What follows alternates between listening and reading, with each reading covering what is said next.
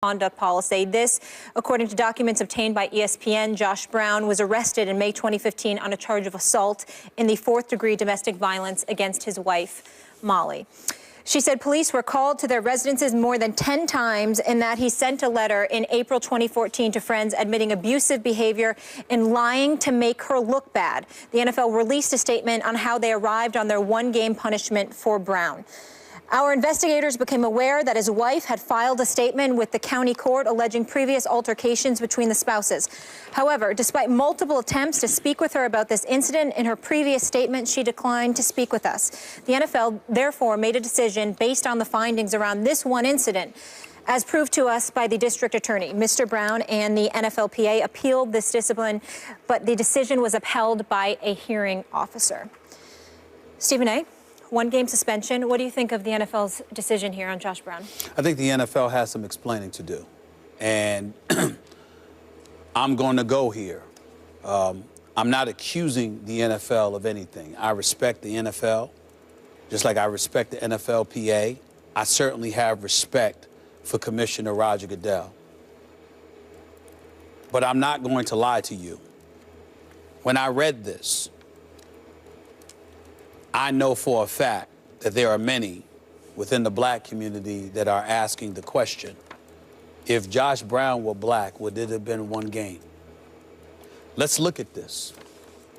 We're talking about an incident stemming, it's a ruling state emanating from a May 2015 incident. His appeal had already been denied, so he's out for week 1. Giants are working out kickers today. We hear about this. Listen to this. Molly described in her statement the history of physical violence against her from her husband, Joshua. Molly stated that Joshua had been physically violent to her on more than 20 different instances over the past several years. Now, 20 different incidences, cops coming to the homes on numerous occasions, according to the reports that I've read. The Giants are aware of this. The NFL was aware of this. Now, they want to make the argument that she wasn't necessarily cooperative with them in terms of making herself available. Last time I checked, that's exactly why Miss Anna Isaacson was elevated to Vice President of Social Responsibility for the NFL. Lisa Friel, former head of the Sex Crimes Prosecution Unit in the New York County District Attorney's Office, is also involved in the NFL's enforcing the NFL's domestic violence policy or making or giving advice as to what ruling should come down. Another person by the name of Jane Randall, she's No More. She's the founder of co-founder of No More, and Rita Smith, the former executive director of the National Coalition Against Domestic Violence. So I understand that you have women involved that obviously went to Roger Goodell or spoke to the league office, no doubt probably advised as to what ruling should come down here. But you have a policy in place, a baseline suspension of 6 games without pay for violations involving assault, battery, domestic violence, dating violence, child abuse, other forms of family violence, or sexual assault, with consideration given the possible mitigating or aggravating circumstances. So that means you can make it more or you can make it less. I totally understand if it's not 6 games because she wasn't cooperating. But why all the way down to 1 game? That's my problem with all of this. How do you go from 6, potentially, to just 1? Can I mention one thing? Sorry to interrupt you. Not being cooperative, though, and the police also said this, that's indicative of behavior of a victim. That's right. Well, this is what we've all been taught. Yeah. We've learned a lot of this over the last couple of years. Roger Goodell certainly learned it. The league office certainly learned this. And 1 game, and I'm just going to say it, I find it very difficult to believe, and I'm not accusing the league of anything. I want an answer to this question. I am asking the question that if this were a black man, would it have been just 1 game? Because I got news for you. There's a whole bunch of people in the black community. I can't speak for everybody, but there's a whole bunch of people in the black community that are sitting here saying today, this is the epitome of white privilege, because there's no way in hell a black man could be involved in 20 different incidences and you only get a 1-game suspension in today's culture, today's climate. It would not have happened. Post Ray Rice, because Ray Rice only got 2 games. That's why I said today. That's right. The NFL in explaining, said they limited it to this incident. And this incident, there were pictures of her wrist that were difficult to tell and he apparently restrained her by the wrist, and it was difficult to see marks, but the police thought there was enough there to do something. She was not cooperative. Of course, if they were arguing over finances, which apparently is what was going on, it hurts their future financial security if he can't make a living in the NFL. And if she cooperates, maybe it inhibits his... I mean, like, there are lots of No, that factors. might not have been why she didn't cooperate, though. She could have been scared for her life. For sure, that could also be it, but there are a variety of reasons why she may not have cooperated. But limiting the scope of this just to this incident, they come up with one game, because essentially the metaphor to me is the NFL is saying we're going to do more than the courts. We're not going to just lower the standard of evidence. We're going to say we don't need absolute evidence, incontrovertible evidence that there's a fire. If we see smoke, we're taking out our fire extinguisher. And the question is, how many shots of the fire extinguisher do we need to put out the fire? Because the bottom line is it affects their business, and they don't want to burn the house down. And in this case, I agree with you, given the history, it doesn't seem like enough. But given the fact that she's not cooperating, there's no conviction here, etc., the NFL thought one shot of the fire extinguisher should be enough to put out this level of smoke, but they may have been mistaken. This is a pattern of behavior. Well, the only thing they may have been mistaken, because now we're all talking about, was it enough, which indicates maybe they needed a few more shots. The only thing I'm going to say before I go to coach is this.